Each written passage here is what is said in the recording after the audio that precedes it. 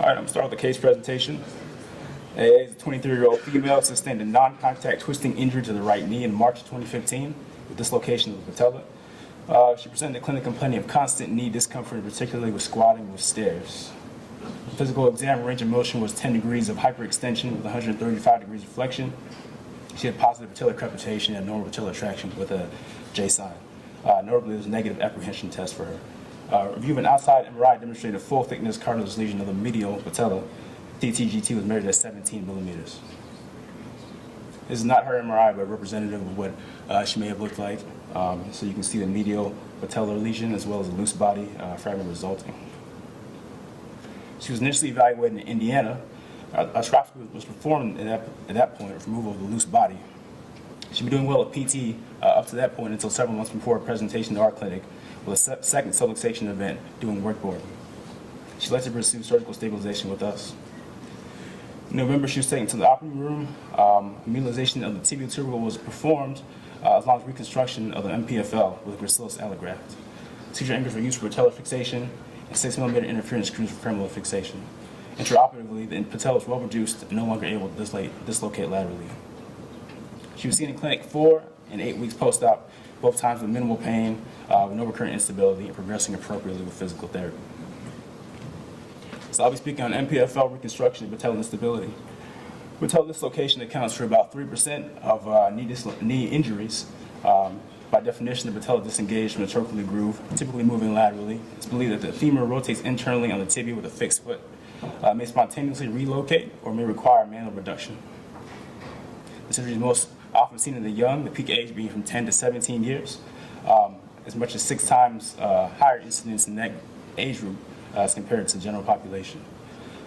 There's a high prevalence in female athletes in particular. Females have a higher risk for primary dislocation as well as a higher risk for recurrence after their first dislocation event. As we stated, most primary dislocations are occurring during some sort of sporting event. At the primary dislocation, the 50% of patients will continue to have symptoms of instability and anterior knee pain as well. The long-term increased rate of osteoarthritis is of particular concern as these patients go on. So patellofemoral joint stability is provided by both the bony and soft tissue factors within the joint. Bone stability is conferred by articulation between the patella and trochlear groove. The soft tissue constraints can be divided into dynamic and static aspects. Dynamically, the quadriceps is pulling through the quad tendon and patellar tendon.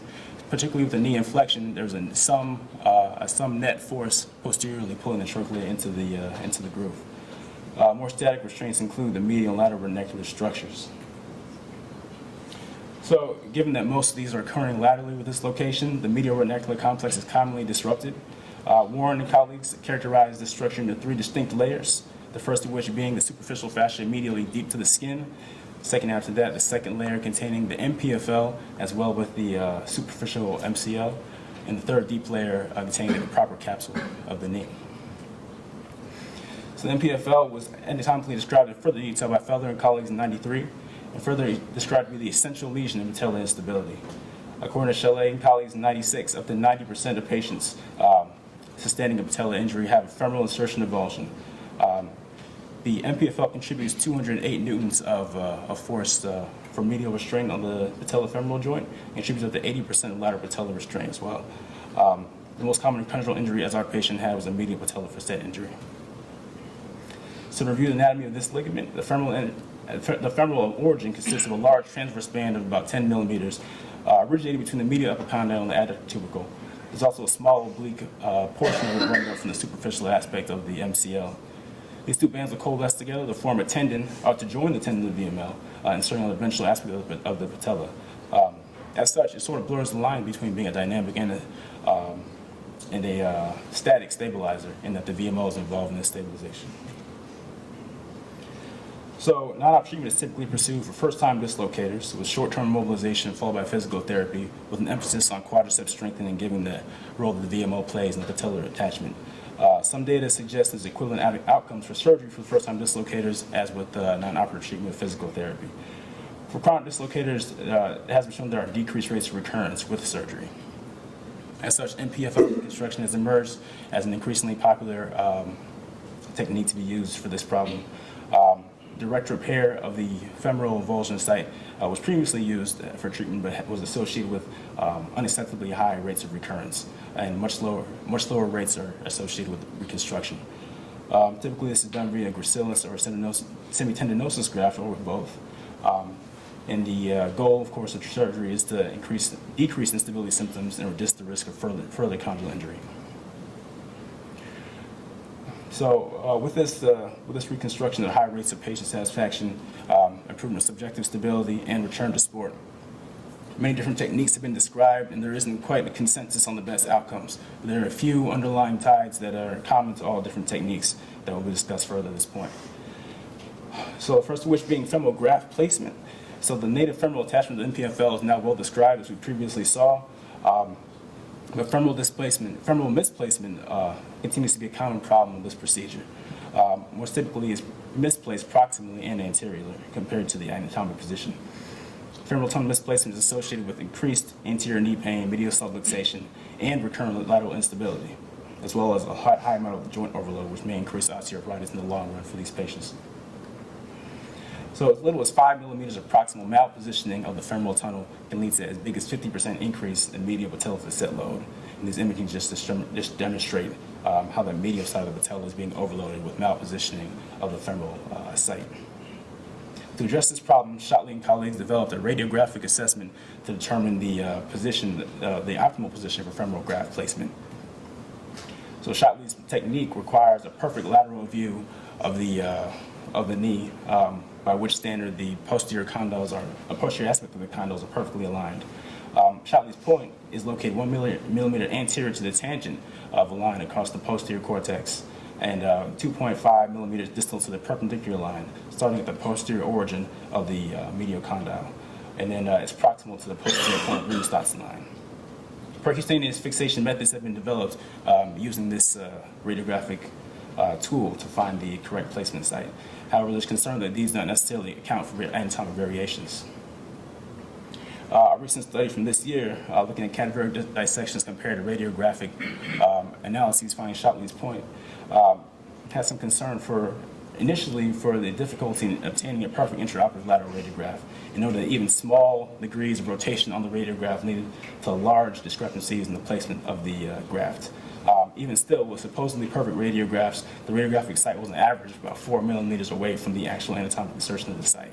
As such, some recommend using radiographic elements only for guidance, but ultimately anatomic dissection is needed for direct visualization. Patellar fixation of the graft is less well investigated in the femoral insertion. Generally, it's inserted between the anterior superior aspect of the patella. Graft fixation can be done via transpatellar tunnel, interference screws, or suture anchors. A particular concern is the use of transpatellar tunnels, which can result in high rates of patellar fracture. Graft tensioning is another key problem, or key consideration in this surgery. Overtensioning is associated with increased, again, those medial patellofemoral contact pressures, which may lead to increased arthritis later, as well as decreased knee flexion and iatrogenic medial instability, especially when paired with a lateral release. Undertensioning is also, as you might imagine, paired with recurrent lateral instability as well. So a cadaveric study investigated the adequate tensioning and the best positioning for tensioning the graft in the surgery. It was found that adequate joint realignment was found with 2 newtons of graft tensioning, going up to 10 or 30 newtons, which had been previously described in the literature, showed some increased medial pressure and tilt. Graft fixation at 30 or 60 degrees seemed to restore the normal contact pressures, whereas fixation at 0 degrees, as some had previously suggested, caused a significant increase in medial joint contact pressure. There's little data for a clinical head-to-head comparison of tensioning techniques. So, next consideration of patellar instability is the fact that the disease is multifactorial. Trochlear dysplasia, malalignment, patella alta are all factors playing into the patient's development and their ultimate outcome. MPFL reconstruction may not be sufficient when these other variables are present for a patient. Controversy exists as to when additional procedures or what combination of procedures is best for each patient. In the case of trochlear dysplasia, DeJour described a classification with increasing severity of types of trochlear dysplasia, starting with the least severe being a sulcus angle of greater than 145 degrees, increasing to a flat trochlea with increasing amounts of medial hypoplasia, excuse me. So a case series of 68 patients demonstrated that if you separate a patient into mild dysplasia and severe dysplasia, being A and B in one, C and D in the other, there's a statistically higher amount of satisfaction with patients that had mild dysplasia when there was an MPFL reconstruction done in isolation. There's also a statistically significant higher degree of recurrent patellar dislocation in patients with severe dysplasia. This suggests that there may be a need for concomitant trochleoplasty with MPFL reconstruction in these patients. However, trochleoplasty is not a common procedure performed in the United States at this point. Next step I'll mention is malalignment. So as we spoke, it can be measured via the TTTG, via MRI, or by CT, and has often been used to determine if the need for a TTO in addition to an MPFL reconstruction, with greater than 20 millimeters being considered abnormal typically, historically.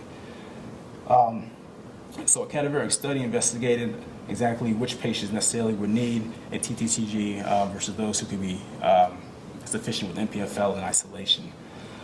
So it was found that patients up to 15 millimeters, with a TTG of up to 15 millimeters, would have a adequately restored patellofemoral joint kinematics with isolated MPFL reconstruction. However, if you looked at those that had a greater than 15 millimeters of TTTG distance, TTO was needed to recreate that patellofemoral joint. And again, these are cadaveric studies, and further clinical data is needed to further investigate these guidelines. So in conclusion, MPFL reconstruction is a promising surgical option for patients with recurrent patellar instability. Important surgical considerations include anatomic reconstruction, graft tensioning, and management of the multifactorial instability. And further investigation is needed to delineate when MPFL reconstruction can be performed in isolation and when additional procedures are needed.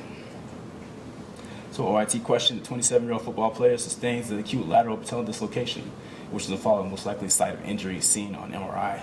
And as we said, 90% of these are going to be a soft tissue avulsion from the femoral origin. So that would be thank you to the sports medicine team, particularly Dr. Garrett and Dr. Golden. Just list of references and open up for 2 minutes of discussion. Perfect. That's great. Thanks. That's a great overview of this topic. So just one of the ways you can tell where the femoral insertion is, which is actually problematic in the pediatric population, you just follow the posterior border of the femur down. It's right where the growth plate is. So you just look at where the growth plate is, or the scar of the growth plate. That's usually where the insertion site goes. So this is a question maybe for the sports people, but I'll ask anyway. You know, it's interesting. So when in the 90s, early 90s when I trained, nobody talked about this, and now it's a really hot topic. Well, why did it take so long? You know, anatomically, people knew it was there. But why did it take so long for people to figure out it might be important in stability? Do you have any idea why? Why for so long people didn't think about it, and all of a sudden it's become very popular? Well, there was not a paper describing the routine, what is routinely common with patellar dislocations. So that paper out of Duke in 1996, which showed that, and that was the late 90s. Yeah. And it showed that the medial patellofemoral ligament torn from the femur was the primary culprit. And then we did a series of about 20 repairs acutely, but we found out that they didn't do much better than conservative treatment. So I think we stopped doing them acutely, but now with recurrent dislocations, there's much more attention made to the MPFL. But so there was only one anatomic study showing that the MPFL was the main block to the dislocation, and then we had the first clinical study. Coach, that was a great presentation. The TTTG is really the thing that drives treatment for this, if you want to try to simplify it in your own mind. If they've got a TTTG greater than 20, you're probably going to need to do a distal realignment, plus or minus an MPFL reconstruction. If they have a normal TTTG, so it's somewhere in that 15, 16 range, if they're a recurrent subluxator, that's the one that's going to get an isolated MPFL reconstruction. So that was helpful to me to sort of think of it that way.